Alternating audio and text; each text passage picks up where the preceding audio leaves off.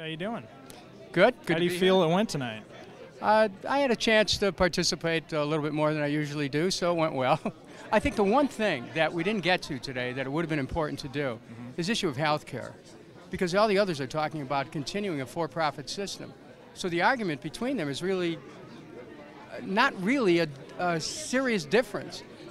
I'm saying we have to have a not-for-profit health care system. The reason why 46 million people don't have any health insurance, they can't afford it. Yeah. So just saying you want more people to have health care if they're stuck with premiums, co-pays, and deductibles, they're not going to be able to afford it still. So we didn't get to that part of the debate. You know what's interesting? What's that? You could look at every presidential debate, and it is never brought up by the media. Never. And I just wonder about that. Is that a coincidence? I don't know. No one has ever tried to draw a distinction in all these debates we've had in the media between the health care plans that are being offered by everyone else and myself. So, because there's a big difference. Someone tried to come at you with the UFO thing. Do you feel that people are being unfair in their definition of it and kind of unfair to you? I mean, I've seen some numbers where 41 million Americans claim to have seen something that they couldn't identify. What I thought was interesting is that this would be brought up in a presidential debate. They want to talk about UFOs. Now, what I should have said was that I should have told Tim Russert, what they said was take me to your leader, and then I told them you don't want to go to this guy. He doesn't like illegal aliens. But I think that it obviously wasn't intended to be a serious question. It was intended to marginalize the hopes and aspirations of millions of Americans who want a serious discussion. Yeah. So, you know, that's, and again, I didn't bring it up. Tim Russert brought it up. Yeah. So I don't know what that means about his approach to meet the press. Can I ask you a personal question? Anything.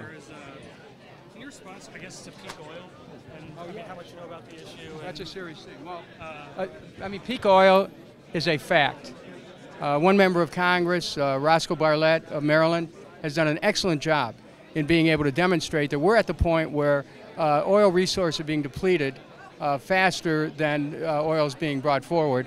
So we're at peak oil. What does that mean? This is the time to move away from reliance on oil and any hydrocarbon-based energy because of the environmental and economic implications, and move towards wind and solar and all other alternative forms of energy. Now that's part of what I intend to do with what I call the Works Green administration. But you have to see the connection between global warming and global warring, and its reliance on oil. We went to war in Iraq because of oil. We're threatening war against Iran because of oil. We have to stop these wars for resources, and we have to start repairing the planet, and we have to start taking an approach of rejecting war as an instrument of policy, because war is ecocide. Do you believe that your husband would ever give consideration to possibly running as a running mate to, say, Ron Paul?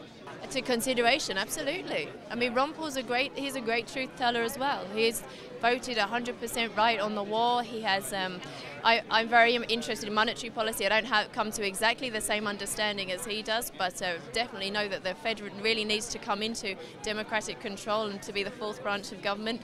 So I think that there could be some bipartisan movements going on there. How do you believe the American economy can sustain with oil prices approaching $100 a barrel? Well, we've got to stop looking at the symptoms. We've got to stop ratcheting up the idea of war with Iran, which is building up these oil prices. And we have to start investing, as everybody says, in green and clean. And we really do, though. And part of that policy with the Kucinich administration would be to have what we call the Works Green administration. If you can imagine what it would be like to have government that was literally an engine for sustainability, where you had the Department of Energy, the Department of Trade, Transport, Interior, Education, NASA, all of these groups actually coming together to not only sustain the environment but to restore it, developing energy systems that would be for green technologies, releasing them and licensing them to the private sector. We can also start to build up the economy, providing millions of jobs and new industries.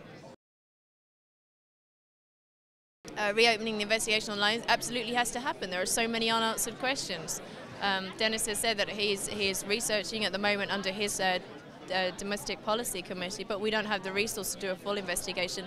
A Kucinich administration would relaunch that. All right. Do you feel what do you feel causes a lot of the other candidates to kind of dodge that issue? Fear? All right. Fear of? Who knows? All right. Spiders, perhaps? Could be. All right. Arachnophobia, you know? You heard it here first. All right. Thank you very much. Thank you.